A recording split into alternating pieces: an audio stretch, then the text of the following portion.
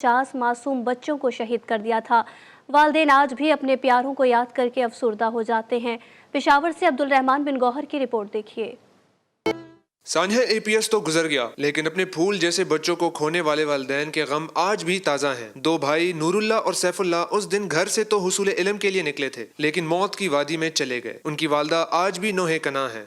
ऐसी कंडीशन हो गई है कि जब भी बच्चों की तस्वीर पे कोई कमेंट्स देना चाहूँ या कोई बात करना चाहूँ तो सिर्फ पहला लफ्ज़ लिख के बाकी सारा जुमला मैं भूल जाती हूँ। शहीद असफंद खान की माँ भी अपने जिगर गोशे की यादों के सहारे जी रही हैं, जबकि शहीद की माँ की आंखें बेटे के लिए तरस रही हैं। कहती हैं उस दिन के बाद जिंदगी ही बदल गई। 9 साल तकरीबन कंप्लीट हो गए हैं। ये 9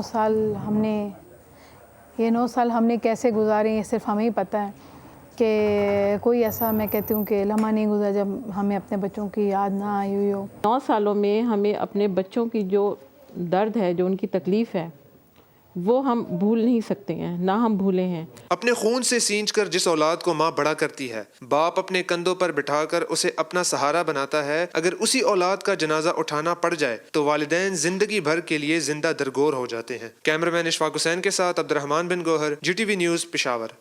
सानिया APS तो गुजर गया, लेकिन अपने फूल जैसे बच्चों को खोने वाले वालिदैन के गम आज भी ताज़ा हैं। दो भाई नूरुल्लाह और सैफुल्लाह उस दिन घर से तो हुसूल इल्म के लिए निकले थे, लेकिन मौत की वादी में चले गए। उनकी वालदा आज भी नोहे कना है।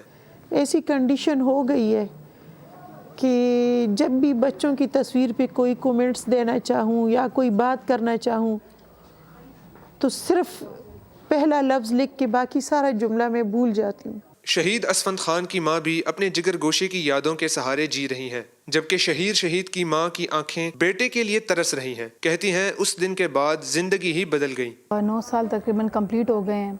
ये 9